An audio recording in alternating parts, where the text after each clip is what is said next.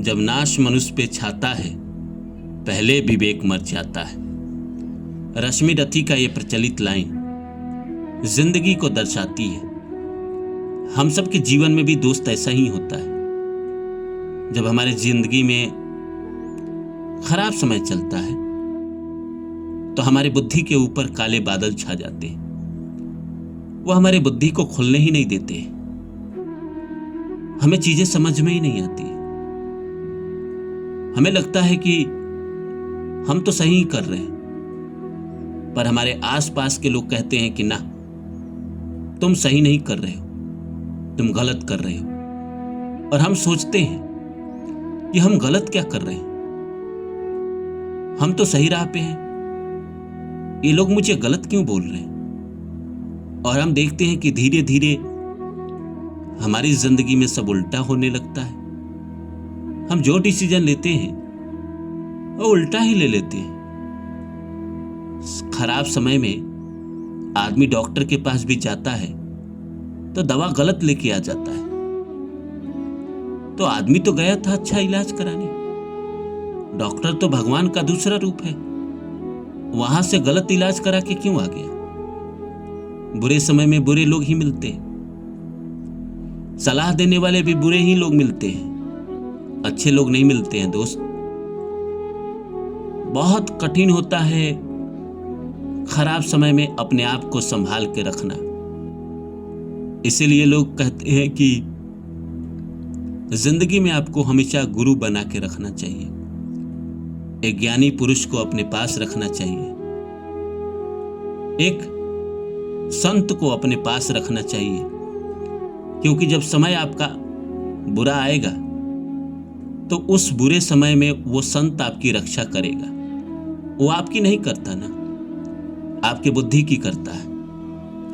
बहुत प्रचलित कहानी है कि एक दिन एक राजा के सपने में धन की देवी आई और धन की देवी ने राजा से कहा कि राजा, तुम्हारा आज रात समय खत्म हो रहा है, कल सुबह तुम्हारे किस्मत में कुछ न बचेगा, न ये राज्य बचेगा, न हीरे जवाहरात बचेंगे, कुछ नहीं बचेगा, न ये प्रजा बचेगी, कोई नहीं बचेगा तुम्हारी जिंदगी में। तो राजा ने कहा कि कुछ तो बचेगा।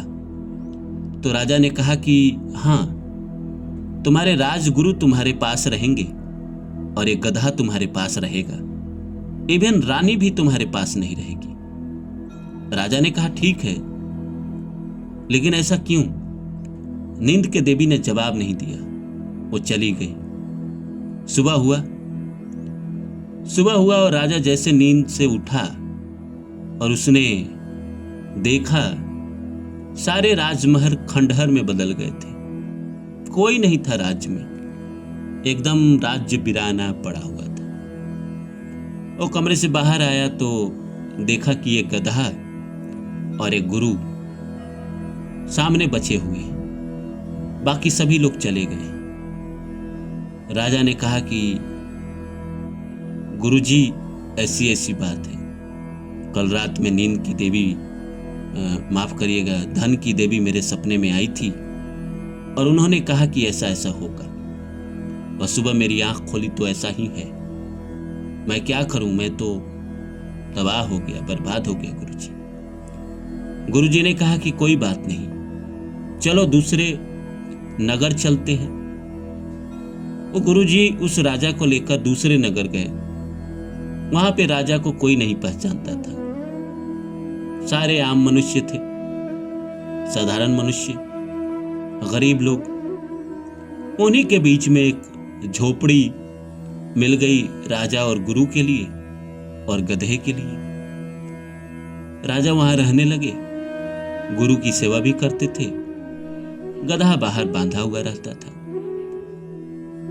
कुछ दिन के बाद भोजन जुटाना भी थोड़ा मुश्किल हो गया। शुरू में तो वहां गए थे तो आसपास के लोग जो थे उन्होंने देखा कि भाई 2 नए लोग आए हैं तो थोड़ा मदद कर दिया, लेकिन कब तक मदद करेंगे। तो गुरु ने देखा कि आने वाले 2 दिन के बाद हमारे पास कुछ बचेगा नहीं। तब उन्होंने राजा को बुलाया और राजा को कहा कि राजा जी, एक काम करिए, इस गधे को ले जाइए और दूसरे शहर ले जाकर बेचाइए, ताकि हम लोगों का अगले 10 दिन का भोजन का प्रबंध हो सके। राजा ने गुरु से कोई सवाल नहीं किया। वो चले गए, गधे को लेकर गए दूर किसी राज्य में। जाकर उन्होंने गधे को बेच दिया और फिर वापस आ गए। आने के बाद उन्होंने गुरु को जो भी पैसे मिले थे वो ले आकर दे दिए। राजा अपने पास नहीं रखे, गुरु को लाकर दे दिए। शाम तक वो गधा फिर वापस आ गया। जैसे गधा वापस आया, राजा देख के आश्चर्य में कि मैंने तो इसको बेच दिया था, तो वापस कैसे आ गया। तब राजा को गुरु ने याद दिलाया कि तुम भूल गए हो, तुमको उस धन की देवी ने क्या कहा था। तो राजा को याद आया कि ये गधा और गुरु हमेशा तुम्हारे साथ रहेंगे, तो तुम इस गधे को चाहे कितनी बार भी बेचो, ये घूमकर तुम्हारे पास ही आएगा। और राजा रोज ले जाता था, उस गधे को बेच के आ जाता था। रोज शाम को गधा वापस आ जाता था। इसी तरह करते करते करते 9 साल बीत गए और 9 साल में इतने राजा ने धन इकट्ठा कर लिया कि वो नया फिर से राज्य बना सकते थे। और भाई साहब, उस राजा के किस्मत में भी 9 साल का ही वनवास लिखा था। तो राजा को धन की देवी ने कहा कि कुछ नहीं बचेगा, लेकिन उनकी जिंदगी में एक गुरु थे जो उनको सही मार्ग बताते रहे और राजा का बुरा वक्त टल गया। उसके बाद राजा वापस आए एक नए जगह पे, उन्होंने महल बनाया, फिर प्रजा को बसाया और एक नया राज्य बना लिया। तो जिंदगी में हम कह रहे हैं कि जब इंसान का बुरा समय आता है तो होता क्या है, बुद्धि फिर जाती है, गलत डिसीजन होता है। तो उस समय हमें अगर ऐसा कोई मिल जाए जो हमें उस समय गलत डिसीजन ना लेने दे, तो हमारी जिंदगी में क्या बुरा होगा? नहीं होगा। एक लड़का लड़की प्रेम करते हैं, 18 साल 20 साल की उम्र में घर से भाग जाते हैं और 30 साल की उम्र में सोचते हैं कि मैं कितना बड़ी गधी थी। लड़की सोचती है कि कितनी बड़ी गधी थी मैं कि मैंने ये ऐसा डिसीजन लिया। वैसा ही लड़का सोचता है कि कितना बड़ा गधा था मैं, बेकार ही भागे। 2 साल 4 साल बाद ही समझ में आने लगता है।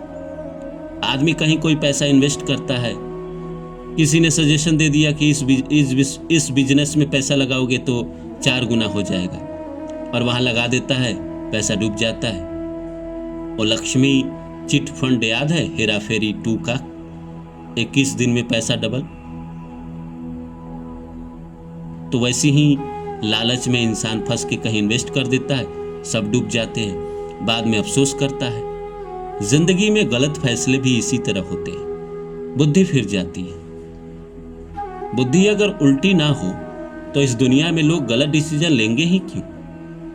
लेकिन आप एक बात समझिए, पुरुष वो महान नहीं है जिसने सब लुटा दिया, वही पुरुष महान है जिसने अपने बुरे वक्त में भी अपने आप को संभाल के रखा, जिसने अपनी बुद्धि संभाल ली।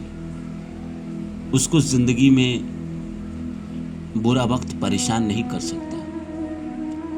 बुरे वक्त में हम अगर होश से काम लें तो जिंदगी हमें क्या ही परेशान कर पाएगी।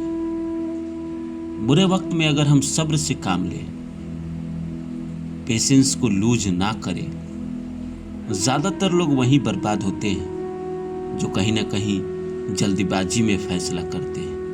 नहीं, जल्दीबाजी में कभी फैसला मत करिए, रुक जाइए, सब्र करिए, इस बुरे समय को बीत जाने दीजिए, खराब समय को बीत जाने दीजिए, फिर कोई फैसला कीजिएगा।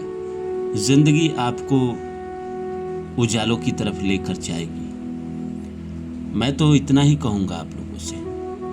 बाकी किसी विषय पे अगर आप वीडियो चाहते हैं तो आप मुझे कमेंट बॉक्स में लिख दिया करिए, मैं उस सब्जेक्ट पे आप लोगों के लिए वीडियो बना दूंगा। मैं आप लोगों से ये भी कहूँगा कि आप मेरे चैनल को सब्सक्राइब कर दें और जितना हो सके शेयर करें। आजकल दोस्तों आप लोग सब्सक्राइब नहीं करते हैं।